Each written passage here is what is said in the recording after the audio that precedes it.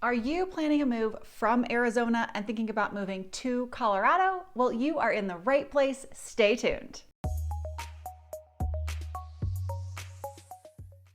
Hey everybody, it's Alyson Wahl with Live South Denver, your real estate strategist and realtor for the South Denver area. So we are going to talk about moving from Arizona to Colorado, and this video will cover things like cost of living for different cities in Arizona and comparing them here to the Denver market. We'll talk about things people love and things they don't love so much about making the change. And before you leave the video, make sure you drop down to the description box below and grab your free South Denver relocation guide. Arizona has a reputation here in Colorado of being the wintertime family and golfers' paradise. Families run away over spring break, just like they did over this spring break when we got that huge blizzard, and take their families swimming to enjoy the fun and the sun of Arizona. And the golfers here like to get away during the winter as well, when our fairways are covered in snow, but yours are lovely and green. Despite our state's love of Arizona, the data shows there are thousands of you that move from Arizona to Colorado every year. I asked some of my friends that have made the permanent transition from Arizona up here to Denver what they love about being in Colorado now, and here is some of what they had to say. I love the weather here, and I know all my neighbors.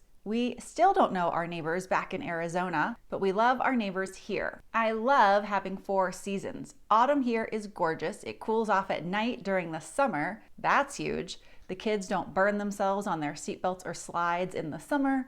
We still have mountains here in Colorado, so that's a plus. I don't miss the heat at all. I love the greenness and the ability to grow a garden that doesn't scorch. I love the outdoor activities and being able to walk around and be outside without dying. The thing I love most is that we have house options that have basements here. I didn't realize that. Are there not a lot of basements in Arizona? Leave me a comment. I don't know. I'm an Arizona native and I moved to Colorado in 2013. We moved here over anywhere else because 1, it's dry here like there, sometimes even more so. 2, we wanted 4 seasons. 3, we wanted warm summers but not ridiculous. 4, we love the people in Colorado. It's hard to describe, but living and working in Arizona, there's a difference with the way people live here. Even high income earners are different here in a good way. 5, the scenery. You still get snakes here, but at least there are pine trees. I could go on and on. This person really loves it here. I lived in Arizona for 17 years before we moved to Colorado. I could never go back to that blasted heat again. Colorado is so much better. Lots of O's on so. Prettier and so much better weather. I love the seasons. Last one, the summers here are 1,000 times better. So as you can tell, weather came up a lot as the #1 reason that people loved their transition to Colorado. So let's talk about that. If I turned the camera around right now and let you see outside, you would see an abundance of unmelted snow from the huge blizzard we had over spring break. For some people, particularly those who love the warmth of Arizona, that kind of weather is gonna be a huge deal breaker. But for a lot of people, as you heard from those comments, the 4 seasons of Colorado is really attractive. And whenever we have these snowstorms, the weather right after is amazing. I know I'm not supposed to actually tell people, but often it's sunny, it's warm, there's no wind. It's not unheard of to be out shoveling the remainder of your snow in just a regular long sleeve shirt and pants. You're not bundled up because it's just so amazing here. Denver's average annual high in the winter is around 49 degrees and the low is around 20. From June to September, our highs range from the 80s into the 90s. Yes, it does sometimes creep past the 90s, but those are our average temps for summertime highs. And the lows at night are in the 50s and 60s, just amazing in the summertime. The average temperatures for Arizona definitely do vary based on where one lives. In Phoenix, the average highs from June to September are blistering. They're in the hundreds, as if you didn't already know that. But your lows are what I consider dreamy high temperatures here in Colorado. They're in the 80s. Some people love it, I know, so I shouldn't poke at it. Phoenix winters, though, are pretty darn nice. December and January, you have highs in the 60s and lows in the 40s.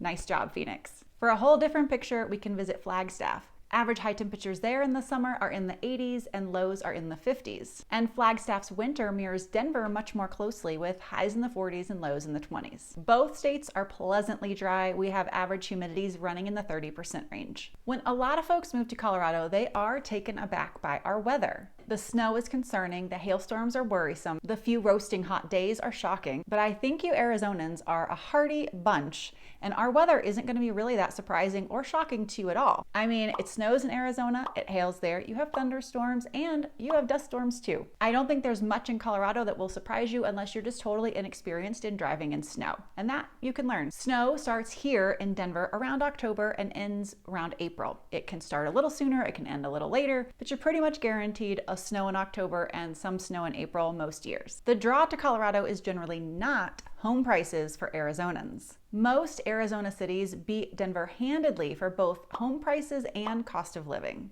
Folks are coming here for the weather and for jobs and having to make the adjustment to the cost of living of Denver. So let's chat about what it looks like to make a transition from a couple of different cities in Arizona to the Denver market. The median home price in Phoenix, Arizona last month was $335,000. It was a bit higher in Chandler at $380,000. The median home price in Tucson was about $260,000 last month, and the median price in Flagstaff was $490,000. For comparison, the median home price across the Denver metro area last month was $473,000. Using bestplaces.net and nerdwallet.com, let's also look at overall cost of living, how salaries would compare, as well as what they say about housing price differences. Nerdwallet.com says that Denver is 13% more expensive than Phoenix, and that a salary of $110,000 in Phoenix would need to be $125,000 here in Denver. Bestplaces.net says that Denver's 25% more expensive than Phoenix, which means that $110,000 salary in Phoenix is actually going to need to be $140,000 in Denver. Those two sites vary widely on house price differences between the two cities. NerdWallet says Denver is 25% more expensive for housing than Phoenix, but bestplaces.net says housing in Denver is 80% more expensive. I'm gonna say I just can't side with bestplaces.net because I would think that the salary would have to be so much more to accommodate an 80% difference in housing. I'm gonna lean toward the NerdWallet data. For Flagstaff, nerdwallet.com puts the two cities on equal footing and says that Denver housing is just about 5% more expensive. Bestplaces.net is not quite so generous to Denver. They say that a $110,000 salary from Flagstaff needs to be $127,000 in Denver, and that housing prices are 11% more expensive here. For Tucson, Arizona, nerdwallet.com says that you need $128,000 in Denver to compete with a $110,000 salary from Tucson. Housing is said to be 60% more expensive in Denver than it is in Tucson, and that does kind of shape up to be about what I was noticing from that data we chatted about just a couple minutes ago. Bestplaces.net says you need about $160,000 here in Denver versus $110,000 in Tucson. I actually think that might fare out better for you if you're looking at a 60% difference in housing. But what bestplaces.net says about the housing difference is this. They say it's 130% more here in Denver. Geez, I'm not sure that data quite shapes up either. You'd need a lot more salary. So I might go with nerdwallet.com's housing price difference and bestplaces.net's salary needs and put those two together if you're transitioning from Tucson, or at least something in that ballpark. Okay, let's talk taxes. That is a part of cost of living. Taxes have been pretty moderate here in Colorado, and the same is pretty true for Arizona. When we look at effective tax burden, I use wallethub.com for this, we see that the two states are really quite similar. The effective tax burden in Colorado is 8.4%, and the effective tax burden in Arizona is 8.25%. And when we focus in just on property tax rate, the effective property tax rate in Colorado is 0.51%, and in Arizona, it's 0.66%. What does property tax look like in the real world here in Denver? Well, if you bought a property here in the South Denver area, let's say the property is $500,000, you're actually going to pay probably around $5,000 a year in property taxes, closer to 1%. There are plenty of places you can buy in and around the South Denver and Denver metro area where you could get closer to the 0.5% and be paying somewhere in and around $2,500 in taxes on a $500,000 home. From everything I hear, there is so much to love about living in Arizona. Let's talk a little more about what you'll also love if you make the transition here to Colorado. We do have 4 seasons and they're beautiful. I will say spring's a little short. We sometimes go what feels like straight to winter into summer. I think what happens is we go from winter to spring, back to winter, then to summer. It's kind of a weird dynamic here. We have fewer poisonous things. Boy, do I hear a lot about all the poisonous plants and animals you have in Arizona. We do not have as many here, at least not in the Denver area and heading up into the mountains where people love to spend their time. Our summers are definitely more moderate and enjoyable, and people love to be outdoors.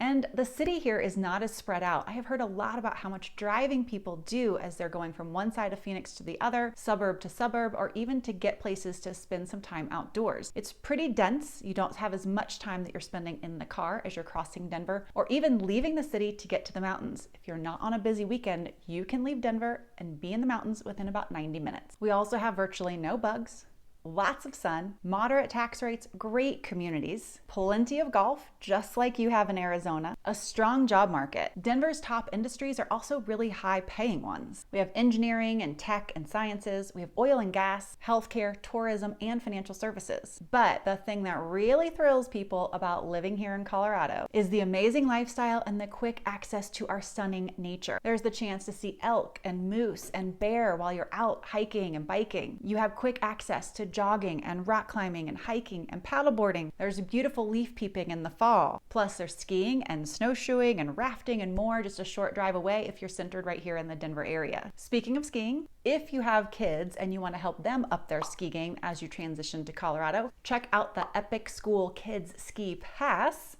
It is 20 free days of skiing at 5 awesome ski resorts for kids in K through 5th grade. All right, I covered all the things to love about Colorado if you're gonna make the move here, but there are some things Arizonans do miss when they take the leap. Warm winters. I heard that one a lot. So while everybody is loving the 4 seasons, there are those people who don't like the deep chill in the air those few days of the year when it does get really darn cold here. Desert cactus blooms. I've heard so many beautiful things about the stunning colors on the cactus. That's just not something that's really prevalent here. The food scene in Arizona. So Denver is a popular city. It's a big city. We're at the crossroads of 2 major interstates, but we still aren't really a foodie scene. I've heard a lot of great things about Phoenix, so you may find that the food scene there may be a little bit better than here. And you can't get to the beach in a half-a-day drive. I know it's only 5 or 6 hours from Tucson or Phoenix to get over to San Diego. You're gonna be taking a flight from Colorado to get over to the beach. If making a new adventure to Denver is on your wish list or in your plans, I would love to connect with you. I'd be happy to see how I can help. Feel free to reach out via phone, text, or email. I'd be delighted to chat with you. Hey, I'll see y'all next week.